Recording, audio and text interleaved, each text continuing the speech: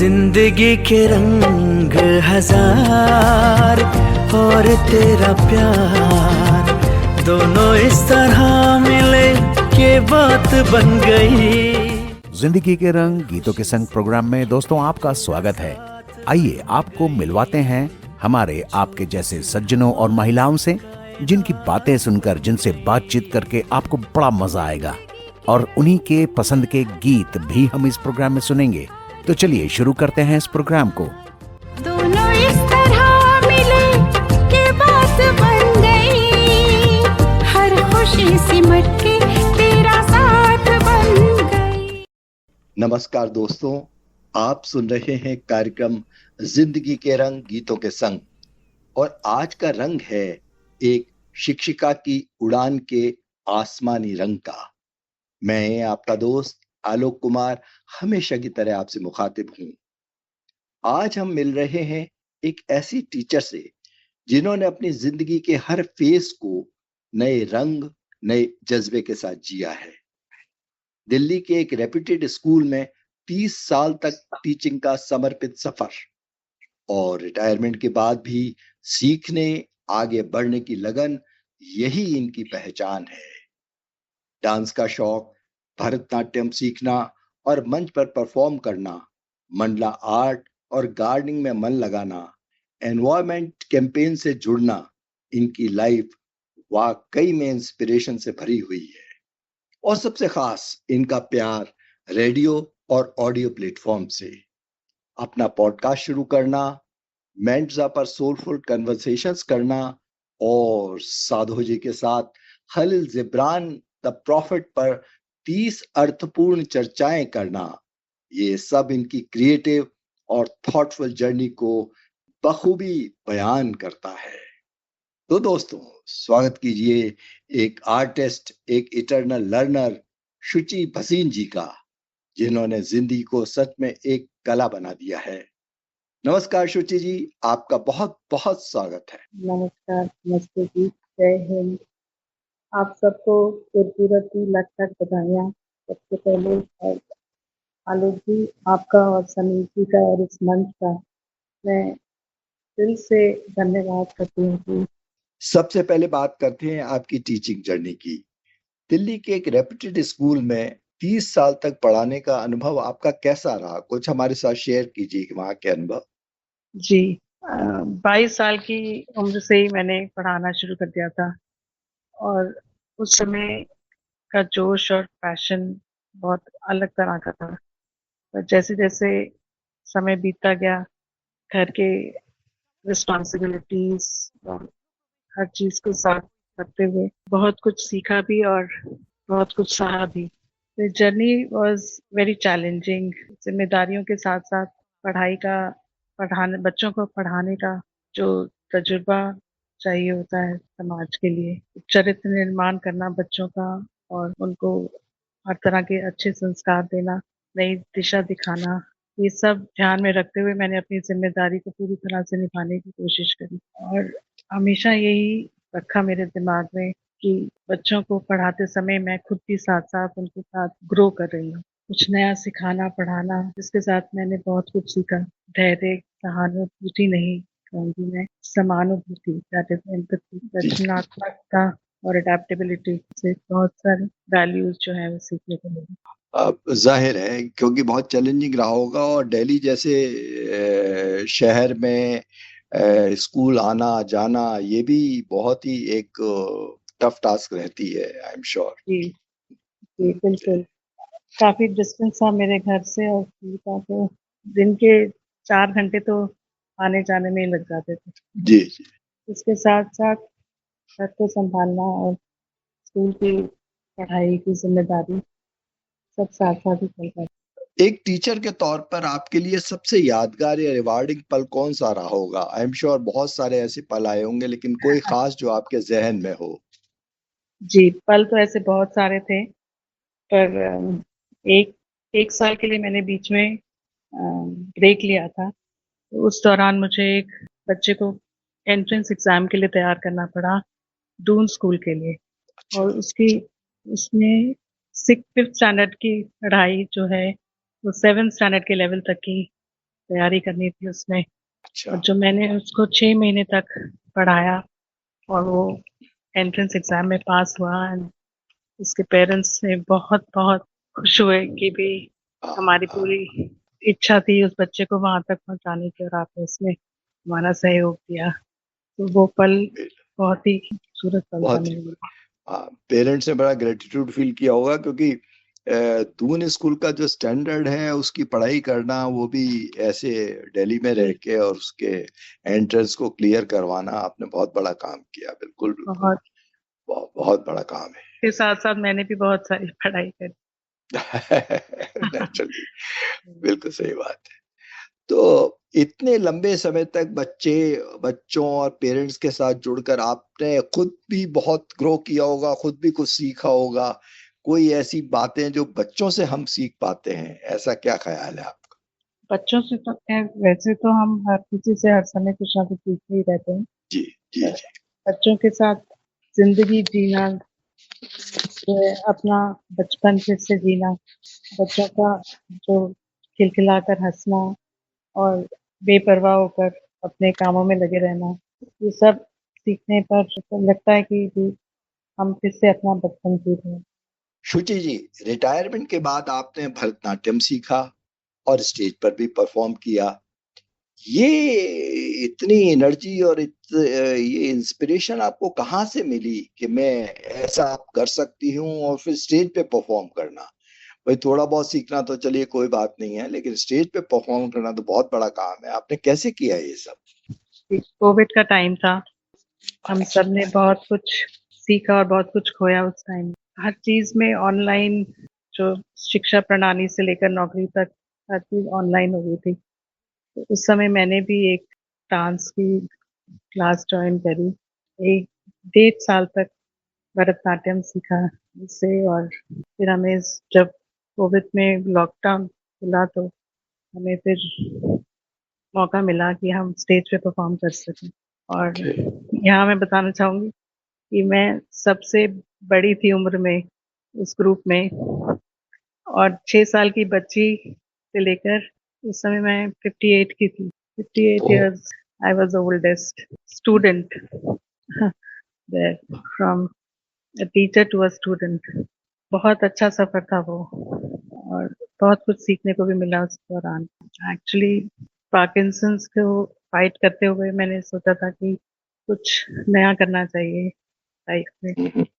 इसी को करके मैंने भरतनाट्यम ज्वाइन किया और ऑनलाइन क्लासेस लेकर ही हमने पूरा अपना प्रोग्राम तैयार किया। और मैंने अपनी पार्टनर के साथ, जो 52 year old थी, उनके साथ स्टेज पे सरस्वती वंदना पूरा 5-6 मिनट का प्रोग्राम था, वो करा। That was a life time achievement for me.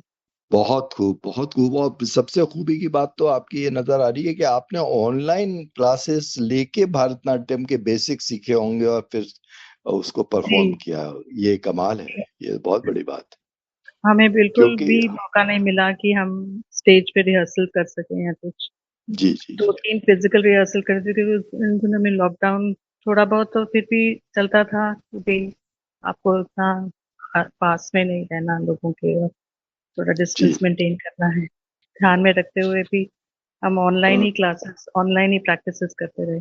Naturally actually, फिर क्या, ये बहुत बड़ी बात है। लेकिन आप चलिए मुझे ये बताइए कि जैसे आर्ट और क्रिएटिविटी, जब ये आप सीख रही थी भरतनाट्यम या परफॉर्म कर रही थी, तो इससे कोई आपको अंदर से अपने अंदर बदलाव या कोई इनर ग्रोथ या कोई ऐसी इंस्पिरेशन, ये क्या कुछ ऐसा महसूस हुआ?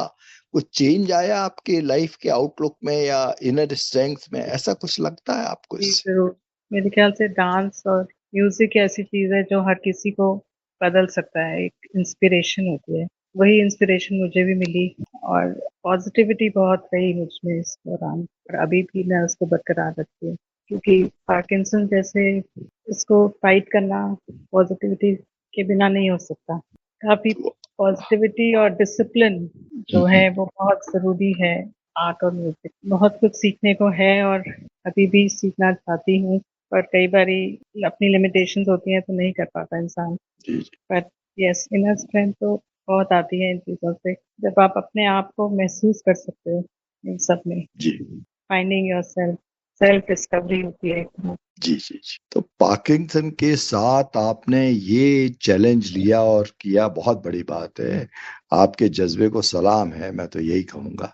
नहीं, ऐसा कुछ नहीं, पर अपने मन को पक्का करने की बात होती है और एक अपने में संयम लाना और अपने आप को पॉजिटिव रखना। मैं तो यही कहूंगी कि ये सबसे जरूरी है किसी भी चीज के लिए, किसी भी बीमारी के लिए इसको फाइट करने के। शुचि जी, आपको म्यूजिक सुनना बहुत पसंद है।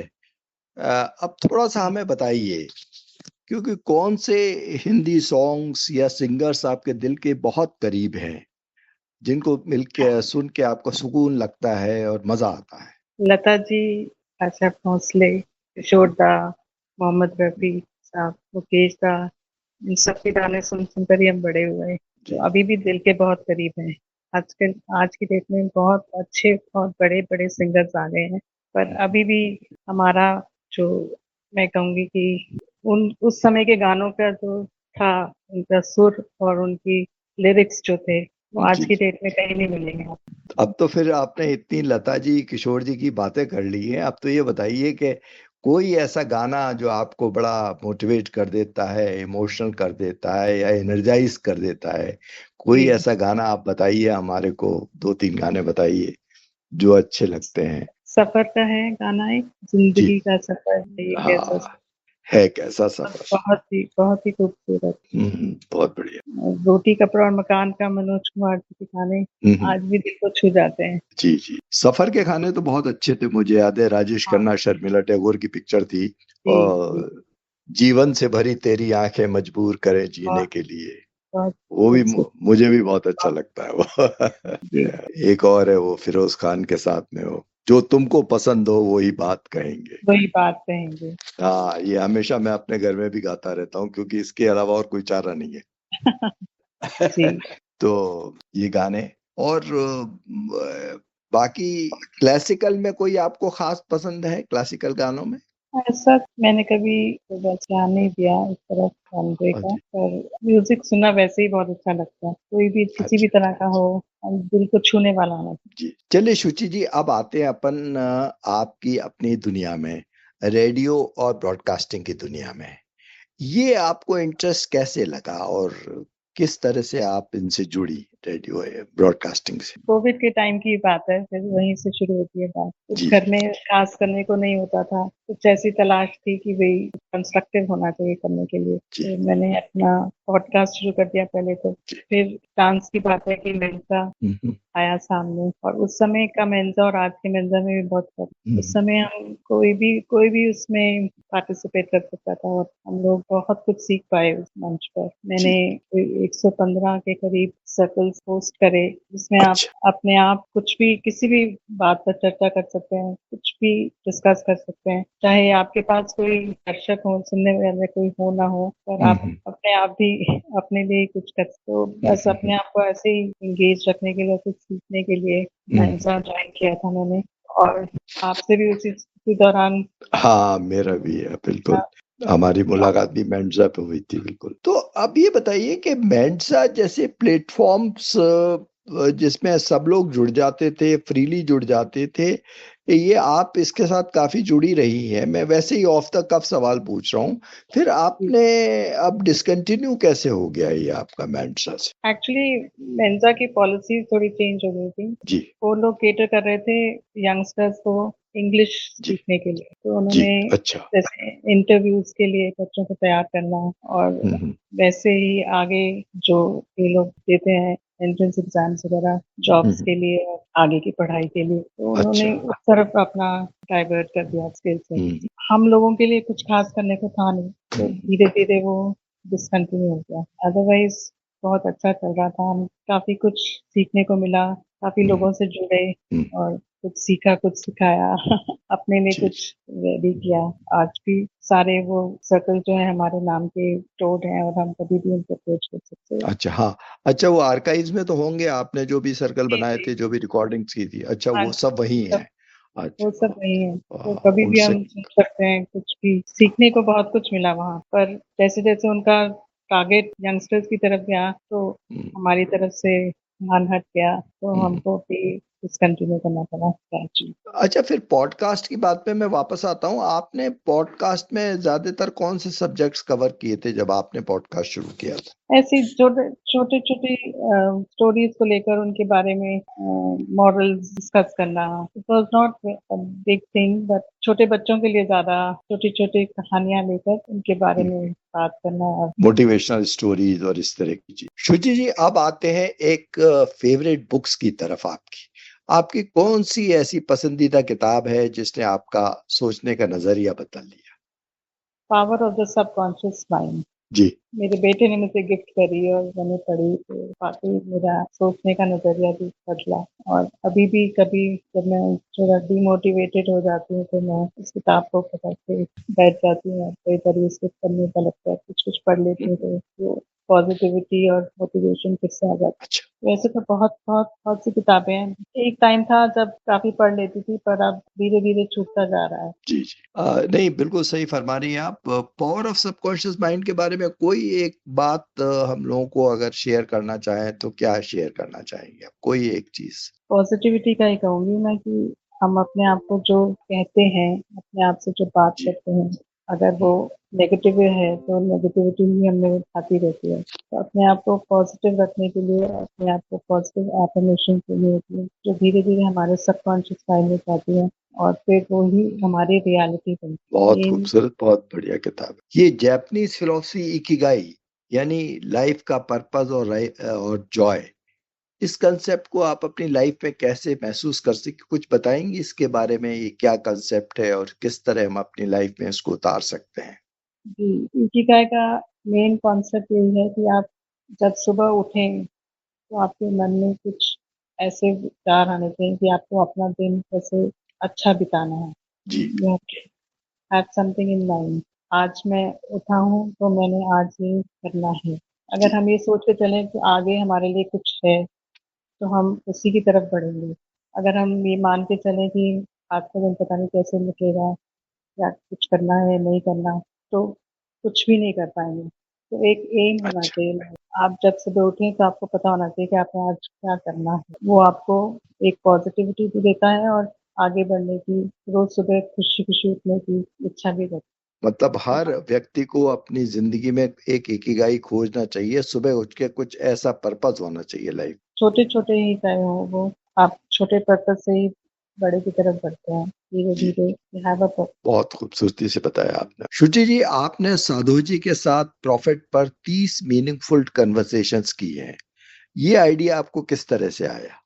साधु जी के साथ मैं मेंसा पर ही जुड़ पाई जी। और उनके साथ काफी मैंने उनके सर्कल्स अटेंड करे। उनके साथ हमारी बातचीत होती थी, आप भी उनमें कभी कभी शामिल होते थे। तो उन्होंने ही मुझे एक बारी कहा कि वो प्रॉफिट की ट्रांसलेशन अपनी तरह से अपने विचारों से करना चाहते हैं। तो अच्छा। मैंने होस्ट किया उनका वो प्रोग्राम। इस सेशन में हर विषय पर चर्चा करी और उनके सब मैं किताब में से पढ़ के बताती थी और फिर वो अपने तरीके से उसको एनालाइज करके एक्सप्लेन करते थे। वो हमने पूरा किया। बहुत बहुत बड़ा काम था वो मेरी लाइफ, वेरी फुलफिलिंग। अच्छा, मुझे याद आ गया, वो जो मॉर्निंग के अंदर साधु जी आया करते थे। काफी उनके सर्कल काफी चलते थे पहले, तो बीच में उन्होंने फिर हम्म। धीरे धीरे हम्म। अपना ही भी करा। अच्छा अच्छा। तो ये खलील जिब्रान की राइटिंग में आपको कौन सा थॉट या चैप्टर आपके दिल के बहुत करीब है? लव, फ्रीडम, पेन या चिल्ड्रन, कौन सा आपको अच्छा लगता है? हर किसी से कुछ ना कुछ सीखने को मिला है। जी जी। चिल्ड्रन का तो ये है कि children come through you, they are not yours, they have their own identity. जी हर एक एस्पेक्ट में कुछ ना कुछ अलग ही था। जी। लव का उसमें या कुछ आपके फ्रीडम के बारे में बात, अब अपने आप को पहचानने की बात है, सेल्फ डिस्कवरी की बात है। सेल्फ डिस्कवरी, अपने अंदर झांकना, अपने आप को पहचानना, यही सबसे महत्वपूर्ण है। अब थोड़ा सा रुख बदलते हैं शुचि जी अपन, और आपकी जो पसंदीदा चीजें हैं, गार्डनिंग है, मांडला आर्ट है, एनवायरनमेंट की कैंपेन से, इनने आपकी लाइफ में क्या बैलेंस दिया है? कोई सुकून दिया है, पीस दी है, क्या दी है आपको ये सब करने से? गार्डनिंग तो सुबह सुबह जब मैं अपने बगीचे में जाती हूँ और अपने फूलों के साथ और पौधों के साथ बातचीत करती हूँ तो बहुत ही अच्छा लगता है। जी सुकून वहाँ बहुत सवेरे का जो है नया दिन शुरू करने पर मिलता है, बहुत ही अनमोल है वो। रही बात मंडला की, तो उसमें मंडला आर्ट करते करते जो डिसिप्लिन और एक जो क्रिएटिविटी है, और साथ ही साथ आपकी जो बारीकी से काम करने का है तरीका, इससे बहुत सुकून मिलता है करने। बाकी तो हर चीज में रहना चाहिए, कितना कुछ नए दिन में कोशिश करती हूँ। पर्यावरण से या एनवायरमेंट से बहुत ही ज्यादा, क्योंकि साइंस की टीचर थी तो हमेशा बच्चों को ये सिखाते थे कि अपने एनवायरनमेंट को प्रोटेक्ट कैसे करना चाहिए हमें। तो यहाँ पे भी अपने आसपास भी हमने प्लास्टिक वेस्ट कलेक्शन ड्राइव शुरू करी हुई है, और एक एनजीओ के साथ अटैच हैं जहाँ पर हम हर महीने अपना जो वेस्ट कलेक्ट करते हैं प्लास्टिक का, उनको देते हैं, वो आगे उसको करते हैं। ऐसे मैंने 15-20 लेडीज के साथ ग्रुप बनाया हुआ है, और अच्छा अच्छा। हम इसी में लगे हुए हैं कि किस तरह से हम प्लास्टिक को थोड़ा कम करें अपने देश में रहते जिंदगी में। मतलब आप जिस सोसाइटी में या जिस कम्युनिटी में रहती हैं वहां भी आपने एक प्लास्टिक वेस्ट को डिस्पोजल का या कुछ ऐसा तरीका इजाद किया है जिसमें आप चाहती हैं कि ये सब नहीं हम हो सब प्लास्टिक। हम सब अपने घर में जो वेस्ट प्लास्टिक होता है वो इकट्ठा करते हैं हर महीने, जी हाँ जी। और महीने का एक दिन उन्होंने डिसाइड किया है जहाँ पर एनजीओ की वैन आती है, और वो सारा वेस्ट जो है वो कलेक्ट करके ले जाते हैं। रादर देन गोइंग इट इनका डस्टबिन, हम जी लोग इकट्ठा करके उनको देते हैं, फिर वो आगे उसका प्रोसेसिंग जो भी है। बहुत बढ़िया। तो आज के इस दौर में जबकि लोग बहुत ज्यादा कंसर्न नहीं है एनवायरनमेंट को लेकर, आप कोई मैसेज देना चाहें लोगों को, कोई बात कहना चाहें कि भाई ये करो। आज की डेट में तो हर किसी को पता है क्या करना है, क्या गलत है, क्या सही है। किसी को बताने का मतलब ये है कि जब तक हम खुद ना करें तो हम किसी को कह भी नहीं सकते कि आगे कुछ करिए। जी पर यही है कि जितना कम से कम हम प्लास्टिक अपनी लाइफ में यूज करें या कम कर सके तो करने की कोशिश करनी चाहिए। और आज गुरु नानक देव जी साहिब की कई वाणी में मैं लास्ट कुछ शब्द कहना चाहूंगी यहाँ पर। जी नानक देव जी ने कहा है, किरत करो, हाँ, work hard and work honestly, नाम जपो, ऑलवेज रिमेम्बर गॉड, एंड वंड जपो, share with needy, we all should follow this. हाँ तो बहुत ही अप्रोप्रिएट है। नानक देव जी का जो मैसेज है वही हमको रिट्रीट करना चाहिए सब लोगों के लिए। बहुत बड़ी बात। अब शुचि जी हम आखिरी पायदान पर आ गए हैं इस इंटरव्यू की। तो जब आपने टीचिंग से लेकर आर्ट, डांस और रेडियो तक कई रोल्स निभाए हैं, आगे अब क्या कुछ नया एक्सप्लोर करने का इरादा है? कुछ और इच्छा है आपकी कि मैं ये करूं? अभी तो इच्छाएं तो कभी के इंसान की खत्म होती ही नहीं है, जी जी जी। पर अभी फिलहाल कुछ ऐसा मेरे हाथ में आया नहीं है कि मैं अभी कर सकूं। अभी ट्रैवलिंग थोड़ी ज्यादा हो रही है मेरी, अभी कुछ ऐसा सोचा नहीं। आप क्या देश के बाहर भी ट्रेवल करती हैं या सिर्फ देश में ही ट्रेवल करती हैं? देश के बाहर भी करते हैं, मेरे दोनों बच्चे बाहर सेटल हैं। अच्छा अच्छा। बेटी मेरी कनाडा में है, बेटा दुबई में। जी तो जी। उन्हीं अच्छा के पास आना जाना मेरा लगा रहता है। सोलो ट्रैवलिंग करना मेरा बहुत बड़ा सपना है, क्रूज पे जाना। अच्छा तो अच्छा। तो शुचि जी आपने लिसनर्स और पुराने स्टूडेंट्स के लिए अगर कोई एक मैसेज देना चाहें, आप, आपके स्टूडेंट्स भी बहुत होंगे पुराने दिल्ली के अंदर, कोई मैसेज देना चाहें तो क्या होगा? मैसेज यही होगा कि अपने आप को स्वीकार करना हमारे लिए सबसे बड़ी बात है, और उस चीज को एक्सेप्ट करो जहाँ पर आप चीज को स्वीकार करो, जहाँ आप कुछ नहीं बदल, तो आपको बहुत शांति मिलेगी। एंड लेट गो, जो चीज आपके बस में नहीं है तो छोड़ दें, इसलिए जी अपने आप को प्रताड़ित ना कर, लेट गो। बहुत खूबसूरत बात कह दी आपने, लेट गो वाली। अगर हम दुनिया में ये लेट गो समझ में आ जाए लोगों के तो इससे बढ़िया कोई बात ही। Go with the flow. तो दोस्तों कितनी खूबसूरत बातें और कितना प्रेरणादायक सफर। शुचि ने हमें दिखाया कि जिंदगी का हर पड़ाव एक नई शुरुआत हो सकता है, बस जरूरत है सीखते रहने और जीते रहने की। टीचिंग से लेकर डांस तक, रेडियो से लेकर फिलॉसफी तक, उन्होंने हर फील्ड में अपनी ओरिजिनलिटी और वार्मथ को से नया रंग भरा है। उनके शब्द हमें याद दिलाते हैं कि लर्निंग नेवर स्टॉप्स और हर दिन कुछ नया सीखने का एक नया मौका होता है। शुचि जी, आपका बहुत बहुत धन्यवाद आज आपकी कहानी और अनुभव हमारे लिसनर्स के साथ बांटने के लिए। Thank you. बहुत बहुत धन्यवाद आपका। तो दोस्तों याद रखिए, life is beautiful when we keep growing and glowing. मिलते हैं अगले एपिसोड में एक और इंस्पायरिंग कहानी के साथ। तब तक keep smiling, keep learning and keep celebrating life. Thank you.